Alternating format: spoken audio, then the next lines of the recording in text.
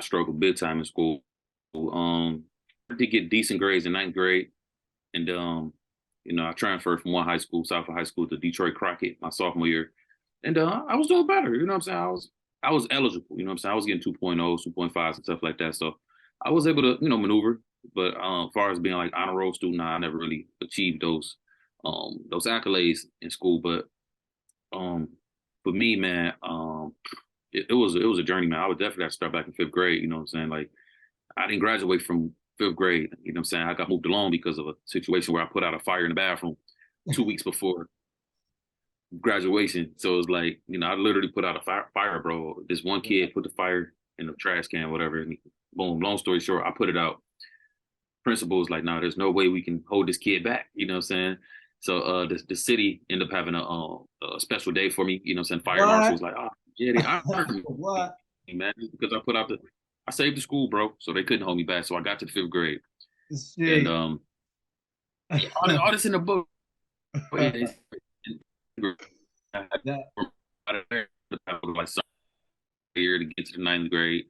And I was in special education class in ninth grade, 10th grade, moved, so I went to the new school and I was starting to figure it out a little bit, but nonetheless, to get to college, bro, I still end up having to take summer classes going into my senior year just to be able to make sure I had enough credits and stuff like that.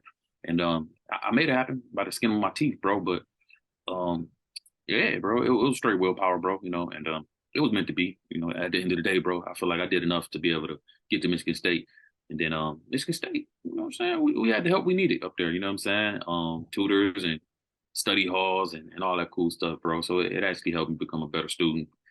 It was more on the line because you definitely didn't want to be ineligible in college. That's no way. So it's like, yeah, because you didn't have the option. Did you? You didn't have the option to go play professional for a year and then come back to the draft and all that stuff. You know what I mean? uh, Now the children got so much really, options. They don't have to go to college.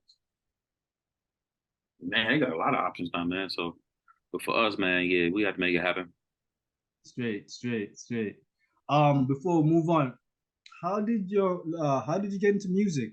I know, being from Motown and so on and so forth. How did you get what how did your love for music develop? Yeah, my mom kept me around it a lot. You know what I'm saying? She kept boards on deck. That like my first toy, I think, and just always bumping fire ass Marvin Gaye and from even to the Temptation, Michael Jackson. It was always cracking. You know what I'm saying? She would always tell me a lot of stories about music. Being in the Glee Club in third grade. Writing. I started writing when I was like 7, 8 years old in the A basement. word? With the homies, freestyling. Yeah. Just writing little rhymes and stuff like that with crayons. But it was music was just it was always fun. It was always something that was it always felt like something for the soul for sure. And What were your I influences? kept it close, even with basketball. Who were your influences coming out of Definitely Detroit? like Marvin Gaye. No, out of Detroit hip hop scene. Who was you? Well, early on, Yeah, yeah, shit. Eminem, Royce 5'9". Those were my two. You know what I'm saying? And I would definitely say those two. Yeah, yeah. M and M Royce.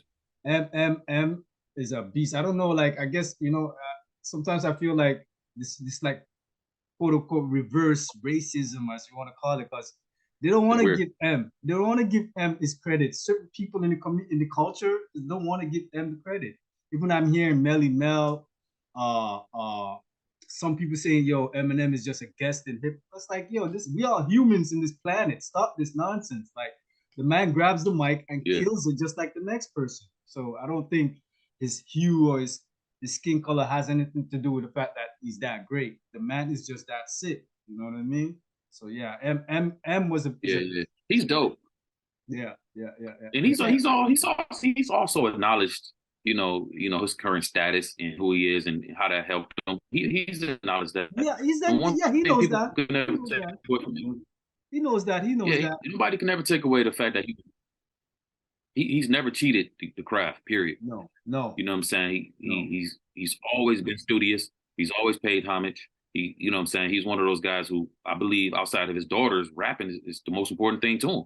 Straight, You know? straight. And then when you look at it, you look So at if he Doctor. was When you look at a person that you ended up working with later on, I won't touch on that. Dr. Dre, 50. He's the one that brought those guys back, made them relevant. for sure, He made Dre relevant again, and then he brought life into 50's career. You know what I mean? And these are all yeah, he put drivers. 50 Cent on. Put 50 Cent on. He Yeah, put a lot of guys on, bro. You know what I'm saying? He even, revived Royce 5'9" career. yeah. A lot of people don't like him, but D12 is still worldwide because of him. But I understand it. We live in a new era where everybody's pro black power now, and people starting to kind of, you know what I'm saying? And now they want to just throw Eminem in the mix as well. But it's like he's not a culture vulture, man. He's definitely Nah, admitted that black people, nah, or quote unquote nah, black people, have saved his life. So nah. you got to give him his credit, man. He's definitely put Like, his work in. He don't cheat the craft, and he's here for the long haul, bro. oh, for sure. And rest in peace, Proof, yo. You know what I mean? Because he's one of the Definitely. gods, yo. D12M. I was on those guys. Devil's Night album. Eminem's first three albums were crazy to me. Like I rinsed that. Like the Eminem show, I rinsed it. Like it's crazy. But That's fact. your recruitment. Listen, we all seen He Got Game. Was your recruitment anything like He Got Game? Yeah, it was something similar, bro. We had certain similar situations like that. Yeah, for Double sure. D's. Yeah, that was my man named Chase. What was his name? Skip Sip Rogers. I don't know, but nah, it had some similar situations to that, bro. Every school had different, you know, parties and stuff. Um, I enjoyed the recruitment period. You know what I'm saying? Towards the end, it became a lot more strenuous because, like I said before, man, it became The uh, business, the yeah, it business. just became strenuous because it was just too many things going on. The business side of things, stuff like that, man, kind of overwhelmed me a bit as a 17-year-old. But yeah, it was definitely dope, man. You know what I'm saying? Like I had a good time visiting schools, especially early on in the recruitment period, getting letters from school right away from 10th grade and up. That was always a dream, bro. Like if you watch old movies like Hoop Dreams, you know what I'm saying? I kind of grew up in that era when we used to watch them get recruitment letters, and I'm like, oh snap, I want that, I want to experience that. And I got a chance to experience it, so I'm happy about Excellent. that as well. But Excellent. yeah, it was dope, man. Yeah, I'm happy to hear because I know you refer to Hoop Dreams as a beacon for you, where you're like, oh man, that could really happen. And then when you start getting those letters, it's like you're fulfilling this dream. Even down to when I remember when you said Marbury, watching Marbury get drafted and seeing him cry, you're like, you were moved by that. Even as a young, I think you're in grade 7. You said you even cried Yeah, when watching Marbury cry because you're like, I didn't know people cry because they were happy. You know what I mean? So that was never new seen to that you. before. Yeah, that was crazy. So yeah, so that was new to you. So eventually, when you got drafted, you experienced it yourself.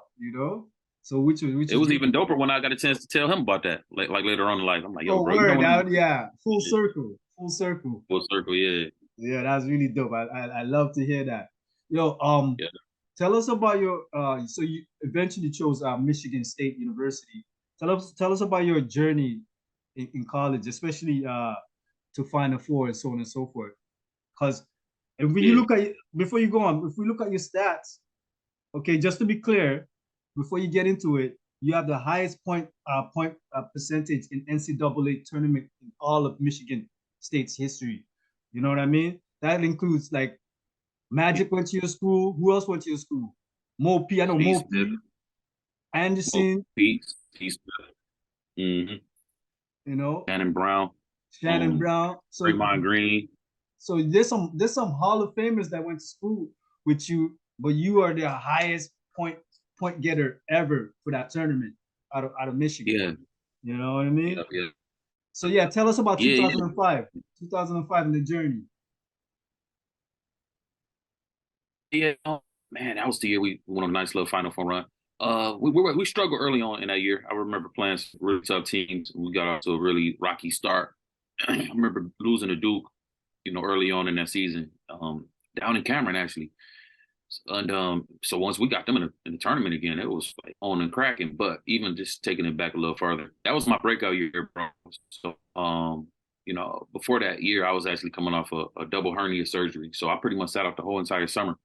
So once I got back, I was actually training and stuff like that. Went up to Michigan State. I was out for 4 months after the surgery, so I ended up going home to Detroit for a little while, working on an album with my cousin. So by the time we got back to Michigan State during, the springtime, well, not spring, sorry, the fall, you know, um, started working out every day with my boy Rashid Johnson. He was really pushing me. I'm saying I give him a lot of credit because he was one of the people who was working with me pretty much every day. He was a player to help me get back better. So I couldn't do much, but he definitely played a huge role. And me having some success in my junior year. So I started off the junior year doing my thing, bro, getting buckets, what I'm saying, scoring, leading. I pretty much led us in scoring throughout the whole entire year. Um, that Final Four run was one for the books because out of all the teams in history, the only team that actually beat Kentucky and Duke in the same weekend. And Wow. that happened. So Shannon Wow. Brown went crazy. I went crazy. We both made all tournament for the Sweet 16. And then we ran up against North Carolina, who had like 7 NBA pros. And the crazy part is my boy Allen Anderson, he got hurt, saying that the game before Ex-Raptor. he had a knee